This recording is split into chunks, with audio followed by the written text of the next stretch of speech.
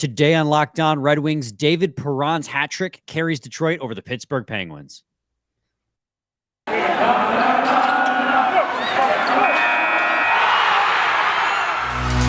You're Locked On Red Wings, your daily podcast on the Detroit Red Wings. Part of the Locked On Podcast Network, your team every day.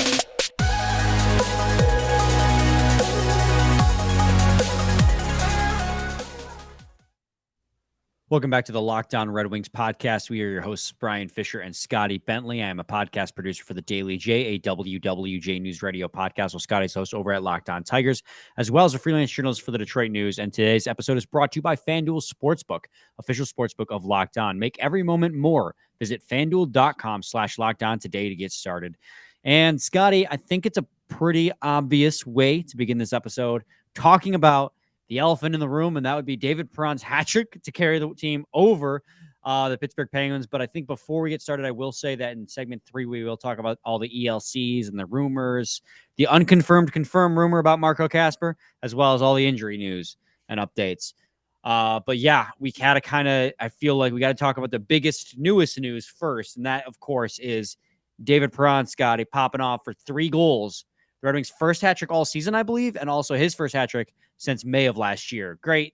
Just a great feeling. Great feeling. I was watching with a buddy of mine, and I was like, genuinely, we were sitting there and trying to think of the last hat trick that the Wings had. And I couldn't recall it off the top of my head. They had a few last year. I know obviously there was Lucas Raymond's hat trick against the Chicago Blackhawks, but that was early in the season. I think they had 1 or 2 more after that. I feel like maybe Larkin had a hat trick. Maybe did Fabry's hat trick? I know Fabry had a hat trick. That was last season. I can't remember off the top of my head. See, that's what I'm saying, dude. Like, we were sitting there and I was like, oh, that's cool. Like, there goes the hats are flying. Bertuzzi had one in the home opener last year. Right. Well, then the home openers, like, weirdly, like, where the last couple have been.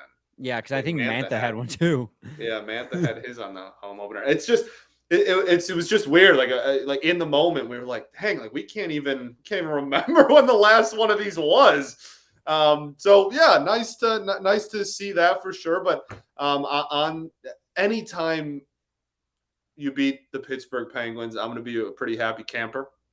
So that's always good as well. But yeah, Perron, and even before he got goal number 2, right, when he was just sitting at 1 goal, even then, like, he was clearly having a really good game and was in his spot a lot, right, and was constantly hanging out in the middle of the circle, kind of in that like OV area as well, and yeah, had a really solid game. Yeah, and he's not the only one. This is a weird game to talk about. Obviously, the Perron hat trick is so cool. And Larkin got 3 points in this game as well. But it was bizarre because I felt as if the Red Wings came out of the gates firing all cylinders. I thought they had a great first period. Jonathan Berggren especially had a fantastic. Jonathan Berggren in this game might have been the best hockey player I've ever seen in my life. Yeah, right? But seriously, though, he was phenomenal for the first 20. He was all over the place. He was outskating everyone. He had several opportunities, high danger at that. Finally got rewarded later in the game. Like, he looked amazing in that first period. And that was playing on the 4th line as well with Zarnik. And was it Luff he was playing with? I believe it was Luff. Where was Hirose playing? Oh, you know what? He was probably 4th line. Let me double check on that. I have to scroll all the way back. I'm drawing a blank on that. You know what Hirose is? That's a dog. It was. I'm sorry. Berggren, Zarnik, and Ernie to start the game. There you go. Yeah. So, but they looked great, and then he weaved his way through the middle, drew a penalty, and then he was rewarded on that power play. Do you think that was close to a shot, by the way? Say that again? Do you think that was close to a penalty shot? I don't know. I don't think he was away enough to warrant a penalty shot. It was close.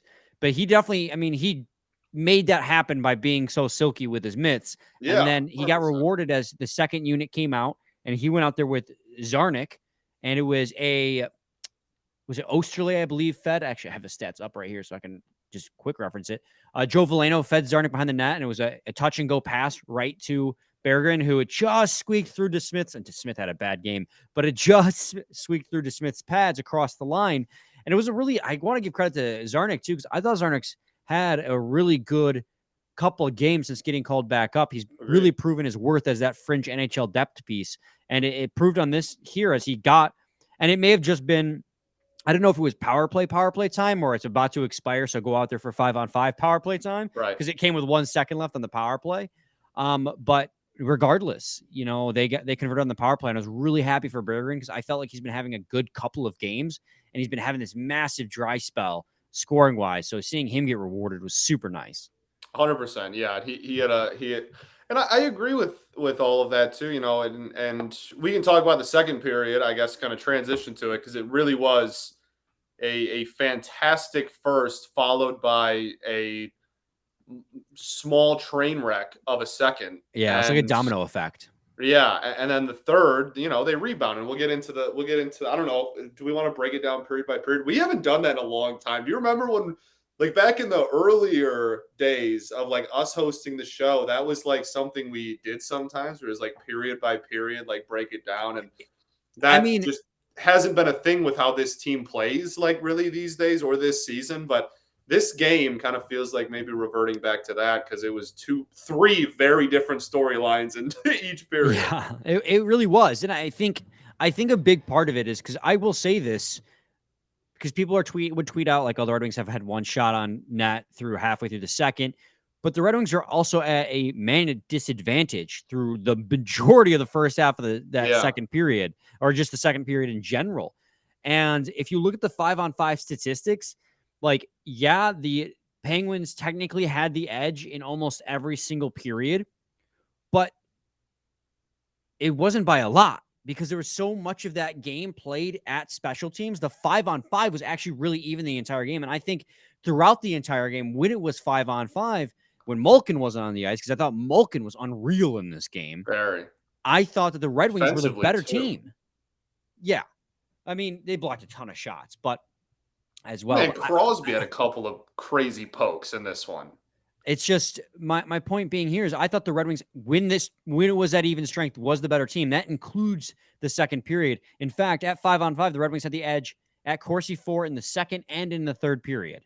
They had more shot attempts at 5-on-5 in the second and the third. And the second period is the one where they played bad, but that's because they kept drawing penalties and it kept going down a man.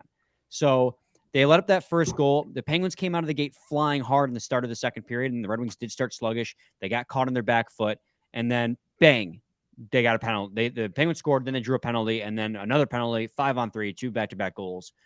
And it felt like it was unraveling. But after that, in the second half of the second period, the Red Wings found their footing again. They started to bring it back. And they obviously didn't score before the period ended, and the Penguins got another power play, but they didn't convert. But you could feel momentum kind of feeling like the Red Wings aren't giving up. Previous games, previous seasons, the Red Wings are just fold. But they didn't fold in this game, and that's what I really liked.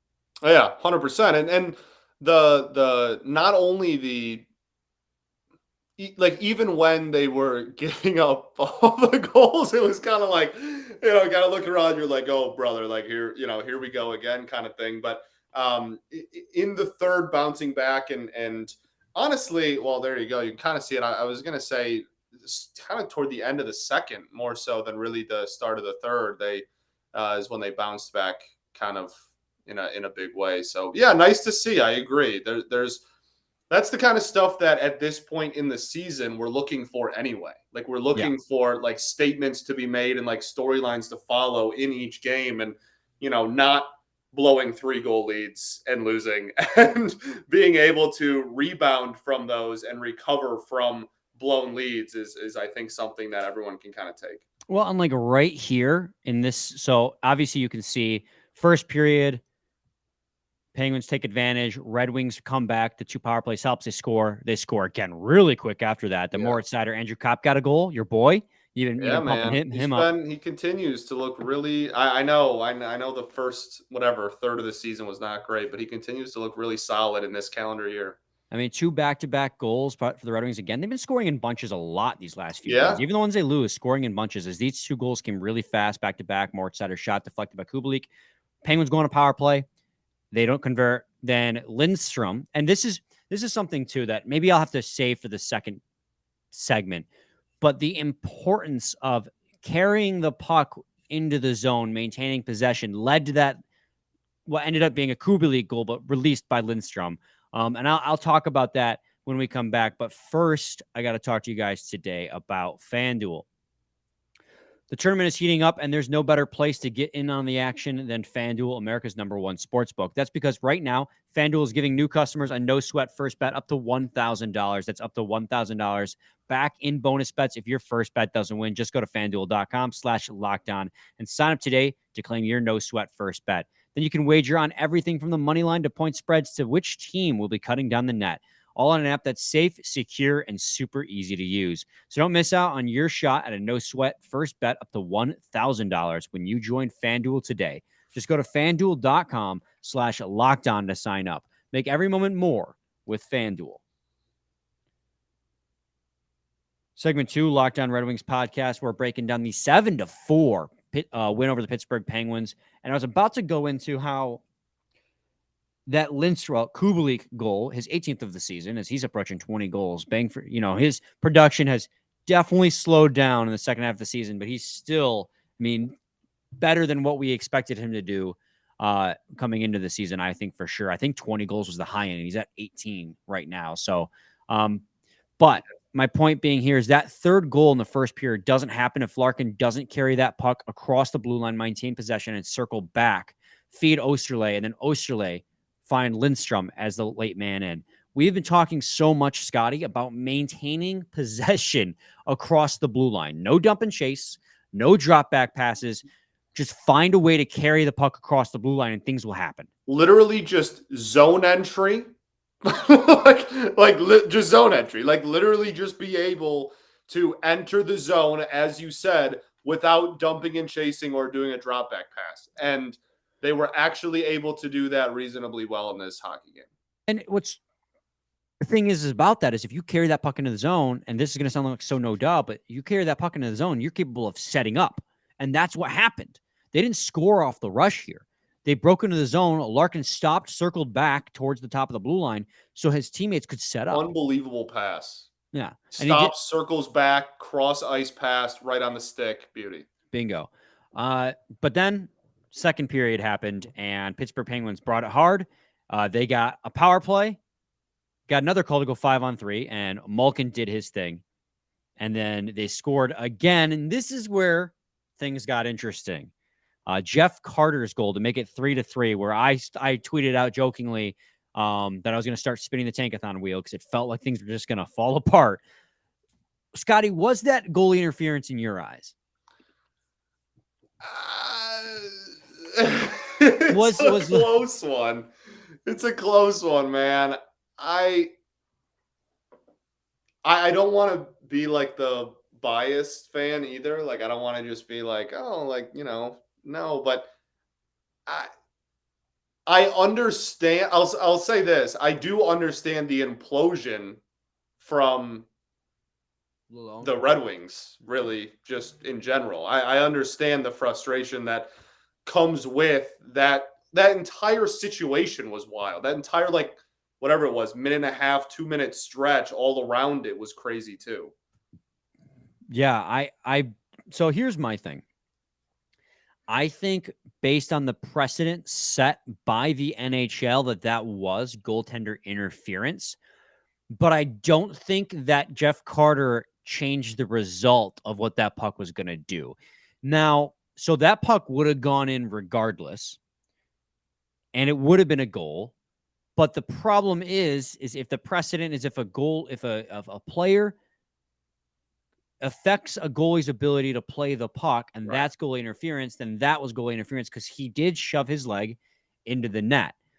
Now, when they called it a good goal, I thought, okay, yeah, that should have been goalie interference by your own rule book, but I was also like, okay, but that puck was going to go. I didn't get so heated like some other people did. I didn't get as heated as Lalone did. But I understand Lalone's frustration. Clips he gave us. But Lalone is the guy who's supposed to get upset about that because by the NHL's rule book, it was goalie interference. Jeff Carter pushed Nedeljkovic's pad, which changed the trajectory of where his pad was going. I still think the puck was going to go in regardless, But Right. the argument is there, like that was goalie interference. Like that puck doesn't cross. You can make the argument that puck doesn't cross the line You fully. can't play that game though. You can't. Yeah. You shouldn't No. play like it was going in regardless. Exactly. Well, like that's No.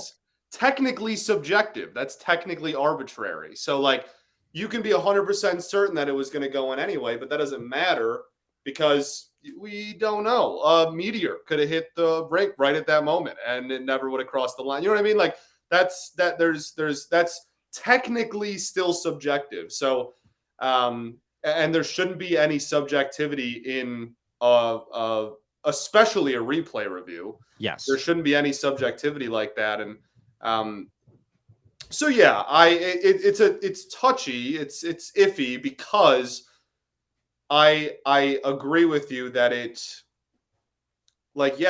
probably was it probably was, but I think it's hard to look at the video and I don't know. I always go back to like in the video stuff.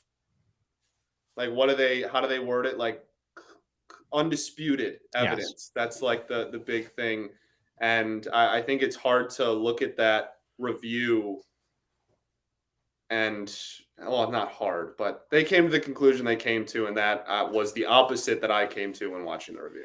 No, but I agree with you. I was saying my whole point was that puck was going to go in regardless, which is why I didn't get super upset about it. But what you said is true and what the NHL should have gone by. Because, and Mickey Redmond said it too, is did they make that call off an assumption that puck was going in? Probably, but they shouldn't have done that because you can't make a call on an assumption. Like you said, it's subjective. You also couldn't see the puck very well. There was one angle that definitely showed that puck cross the line. Yeah, no, I agree with you, but yeah, I guess I agree with you. They did. But it was weird. Like the bird's eye view was zero help. And then they had like the one like back of the net kind of thing. And that's the one where you could actually see it under the pad there. But yeah, I'm very much of the belief that everything should be clear and undisputed if it's a replay, especially when you're talking about like the call on the ice versus off the ice kind of thing. I don't know. It's not the conclusion I came to, but I'm also in the same boat as you of like was very much not surprised when that was the call. No, I wasn't either. But I honestly loved the reaction from Malone. I love the fact that he got fired up he got kicked out of the game. And you know, I understand it because you put your neck out there to try and change a result, and now you basically gave the Penguins over 4 minutes of consecutive power play time because they went on the power play, then you drew a second penalty. To go to 5-on-3, and they scored. So that first one expired, and then they score again, and now you immediately give them another power play. So it was like 5 minutes of power play time consecutively, which is why the second period looked so skewed. But again, I'm telling you guys, right after that, the Red Wings came back alive, and that at 5-on-5, the Red Wings were the better team in that second period overall. I think it was literally a tale of the first 10 minutes and the second 10 minutes of that second period. But overall, the Red Wings had a go. I mean, if you at 5-on-5, I keep saying at 5-on-5. I hate when I do that. But the Red Wings got outshot in the second period. Everything considered 14-4, which sounds really bad. But considering the fact that they had 5 minutes of consecutive power play time with another 2 minutes at the end, that's almost half the period they spent on the power play. Of course, they're going to outshoot the Red Wings that badly. But when you make it to even strength, the Red Wings were only outshot 8-4. At even strength, it was much, much closer. Yeah. So yeah, absolutely. It wasn't as if the only reason that second period looked as skewed as it was because the sheer amount of power plays that the Pittsburgh Penguins got. I agree. And then let's see, about 19 minutes into this, I should probably take another quick break, and then we can, I guess, break down period 3. So, yeah, right. Fair enough. So yes, we will do that. We'll take another quick break. When we come back, we'll talk about the 4-goal period 3. Take a look at the heat map, hockey stat card, and I'll let you know what moves were made. But Scotty, we have an off day. Wednesday's episode is going to be Thursday's episode is going to be technically an off day episode with the preview. So maybe we should save the actual full discussion about all the injuries, call-ups, and signings for that day. I agree. Okay, so I'll mention at the end, but then we'll save the discussion for Thursday's episode. Stay tuned to Locked On Red Wings. Segment 3, Locked On Red Wings podcast. All right, well, period 3, the boys came back. They were back on their shit. It was a good period for the Detroit Red Wings. They were back on their stuff. That is dang right. Yeah, no, they looked really good. And they punched him in the mouth, and I kind of got a little bit nervous when they went up 4-3, and then Pittsburgh came right back and it was 4-4 again. I was like, man, that really sucks. And I thought that they were going to kind of crumble yet again, and yet again they did not. So yeah, big props, because then to go from there and you blew a 3-0 lead and a 4-3 lead, and you still won by 3 goals. That's a statement type of victory right there, without your head coach for the entire third period. Yeah, it was. I mean, you have, thankfully, this is why you bring guys like Bob Bugner on your coaching staff, because they've had coaching experience. So Lalone gets kicked out, and now you have Bugner who can take over. And like the system's in place. Yeah. Like it's not rocket science. I mean, right, it is rocket science, but the rocket science is already done by the time the player's on the ice. Right. Yeah. You're not changing system proficiencies in the middle of the third period of a hockey game. But it was nice to see. It was nice to see. Very nice. I don't want to call it a change of pace necessarily, but definitely something we're not very much used to, especially since the trade deadline. But yeah, David Perron'S, I mean, he's got a spot, man. He's got a spot, man. All of them were beauties. I mean, the shot. So was the first goal. I have to look at this again. I'm trying to remember what order these happened in. The first goal was the Dylan Larkin cross the offensive zone backhand pass from along the boards, feeding David Perron for the shot for the lead. And that was Dylan Larkin's 69th point on the season and his first point in that game. And then so the Red Wings, Larkin had 3 points. Both Larkin and Perron had 3 points in the third period. Yeah, that's how insane the third period was. But then, of course, 30 seconds later, the Penguins come down the ice. A scrum happens behind the net. Ned doesn't know where the puck is. Archibald, easy wraparound goal. And you're thinking, okay, well, that was fun while it lasted. I'm glad that they did that and got our hopes up like that. And you're thinking again, or I'm thinking again, like, they just can't seem to get away. But they got away. They ran away after that. That's for certain. That is for certain. And yeah, all 3 Perron goals were very, very on-brand Perron goals, I guess we'll call them. But yeah, that third period, obviously he was, a big carrier, but Larkin looked good, and I think we should give some flowers to Ned. Nedeljkovic he's taken a lot of heat this season. It has not gone the way that a lot of people expected it to. I'm sure it hasn't gone the way that he expected it to. And so I know he still gave up, at the end of the day, 4 goals, but I don't think that he was like awful in this game. I don't think that the Penguins marched their way back in and like the 3-goal blown lead was Ned's fault. As you alluded to, that's a lot of power plays over and over and over again in the second period. That is a tall task for any goaltender to kind of be asked to go up against. So I was pretty pleased with Ned. I have no complaints over what Ned did in that. Yeah, he had a .910 save percentage at 5-on-5 in this game.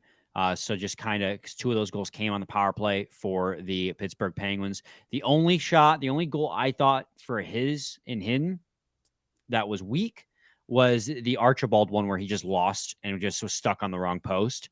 Yeah. But again, it's another situation. I thought he had a really, really good game. He was 1 save shy of bringing the overall save percentage in that game back to 900.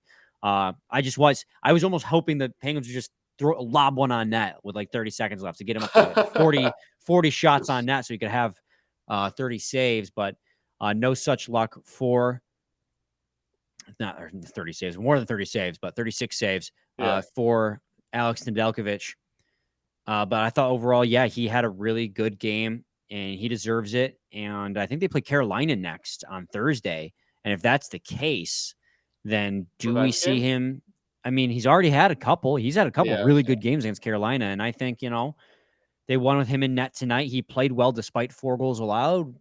You could run it back. You got a day off in between. I'm trying to remember if the game where I predicted the shutout down to the save number. Wasn't that a Ned revenge game? It was either that or that, because he had a game with like 46 saves and a Well, shutout. that was the one. That was the one against you Carolina? called it, but then he had another one where he allowed like 1 goal on 47 shots against the Bruins, and I can't remember which was which. Right, yeah. I feel like I remember it being against Carolina. Whatever. Either way, though, he definitely already has had a couple. So, and I mean, Husso, done for the year. Yeah, so I mean, it's gonna be. I mean, we can get into that if you want. There's a No. lot. I mean, we can. I think it's the general conversation of what we're doing from there. We can save to tomorrow, but I think just immediately the assumption that Ned is going to be in net for that game against Carolina is a pretty decent one. Yeah, so I don't know, because both your options here are like, you don't have an above 900 save percentage goalie right now. Well, that could be false. I actually don't know what Hellberg's save percentage with the Red Wings is currently, but you don't have a number one goalie. Let's put it that way. You don't have a number one goalie, and that hurts. And that hurts a lot. And so it's going to be hard to tell you as an 8.95 Hellberg. So, yeah, you don't have any goalie with a 900 save percentage right now. And it's going to be tough to decide night in and night out which goalie to start. I think they just ride the hot hand, and Ned had a good game, despite, again, 4 goals allowed. He had a good game in this one. And so I think they probably just run it back with him. But really nice save in the first. Oh, yeah. Kind of like diving across, glove thrown out there. Yeah. So in the same vein, yeah, they could go back to Nedeljkovic. They could go with Hellberg. I think it could go either way. I don't know. We're going to have to wait and see. I think it would make sense to go to Nedeljkovic, as it is, again, the team that gave up on him, if you want to see him like ball out. But I have no inkling other than that as to who would even start that game. And Husso's not the only one who's hurt, right? Well, no, certainly not. There's a laundry list. Yes. So Zadina might be done for the year. I think we may have mentioned on Monday's episode, that Fabry might be done for the year, or is done for the year. Fabry is. That's confirmed. Fabry is done for the year, yes. Husso might be done for the year. Sherratt? Yeah, we don't even know what happened to Sherratt. Yeah, that's like a total question mark. No one even knows what's going on there. But what do we only have like 8 or 9 games left, right? I mean, rest of the year is, 2 weeks. So 10 games, I think. Yeah. There's 10 games left, something like that. So it's really so that caused a flurry of moves. Edvinsson has officially been brought up. He's not an emergency call-up anymore. Taro Hirose, they're gonna cap him at 9 games played. Yes, that's why he didn't play in this game. They're gonna look at each individual opponent and decide which is the best to give Edvinsson ice time in. Yeah, that's why even though it was a home game, he didn't play against the Penguins, because the Penguins are a good team. Yeah, so they're trying to. Yeah, that's one way to put it. they're trying to put him in the best situations to succeed, essentially. Yeah. Then there's Taro Hirose was called up in this game, played almost 8 minutes. I actually thought he looked pretty good in his limited ice time. Taro Hirose, certified dog. Oh my goodness. Let me tell you. But then, of course, you'll learn something today. Taro Hirose, dog. We're moving right past that. Of course, that also William Wallinder was signed his ELC. He's coming to North America. He's going to finish the rest of the season on an amateur tryout or professional tryout, one of the two, with the Grand Rapids Griffins. Carter Mazur signed his ELC, which we were hinting would probably happen after they got eliminated. Dude, yes. I was so nervous. I really was. I was like scared about his like decision on what's happening with that. It just made sense for him to come to the pros now, but we've seen players be sentimental and want to run it back again regardless. I mean, hell, I thought he was. I really at one point, especially like with the early bounce like that, I was like, "Oh, brother! Like, I wish you won it all, dude. Like, I wish Denver just routed everybody like they were supposed to, man. That really did scare me." Yes, and then there's a rumor. It's an unconfirmed thing. So Rogla posted on their website, "Thanks, Marco Kasper, saying he's going to go to North America now." But the Red Wings haven't said anything about it. So until the Red Wings confirm it, it's not confirmed. But the team Rogla he is actively playing for kind of did. So it's like, thanks, have fun in North America. So kind of weird. So he's coming over, but I'm still just waiting on that extra confirmation. So you're looking at a situation where the Grand Rapids Griffins depth just got right overnight so much better. Yeah. They're getting Wallinder, who's a left shooting but right side playing defenseman. You got Carter Mazur, who's turned into a gem from the second round, as Wallinder has also. Yeah, Wallinder And then Marco Kasper, your 6th overall pick from last year, is replacing your 6th overall pick from this year down in the Grand Rapids. Of course, different positions, but it just sounded nice saying it that way. So the Grand Rapids Griffins depth just got a lot better. And maybe if injuries stay crazy like this, because again, you have Zarnik, Luff, Chason, who's also hurt, and Hiroshi all up right now. Maybe you see Marco Kasper, a William Wallinder, a Mazur. Why not, right? Crazy dope. I mean, I'm down. That's what do you me have to lose? Do it. Right. So we will talk all about that at much greater length on Thursday's episode.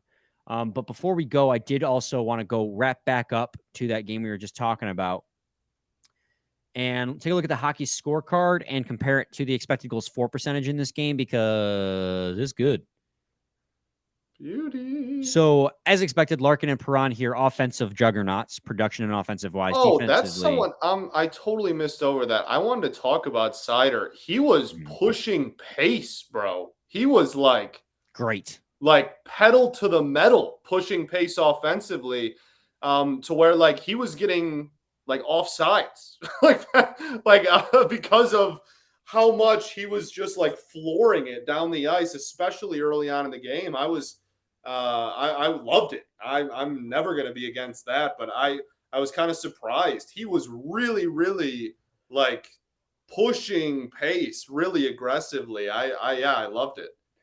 As you can see here, or for those who are listening at home, Dylan Larkin or David Perron was the best player on the team on the hockey stat card. Makes sense considering he scored a hat trick in this game, which I don't even know if we gave enough love to the hat trick. Sick that we finally got a hat trick. It's going to be labeled the David Perron hat trick episode.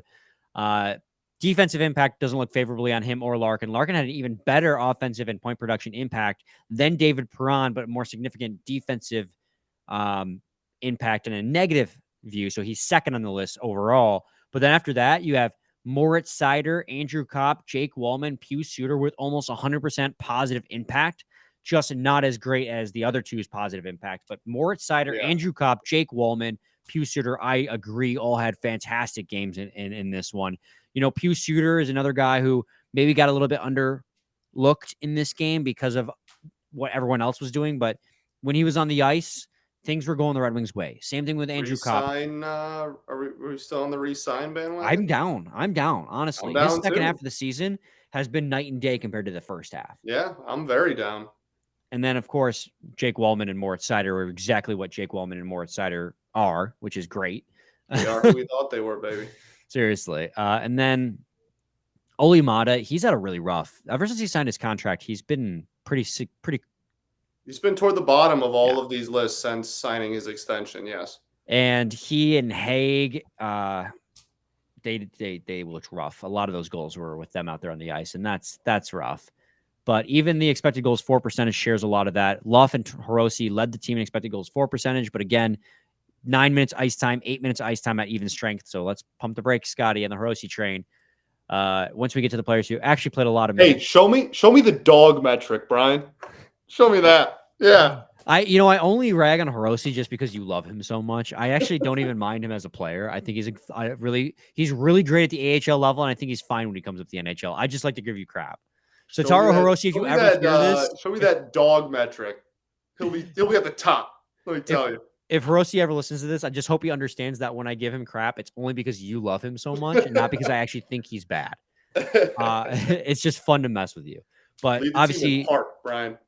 Jake Wallman, Moritz Seider, Andrew Kopp, Jonathan Berggren were your top four when you talk about guys who played over 10 minutes of ice time. Yeah. And they all had over 50% expected goal for percentages. They were fantastic in every which way form. And yeah, that's about does it. Yeah. Cool.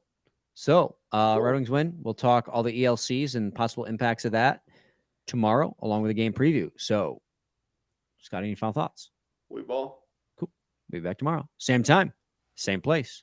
To your team every day. Every day.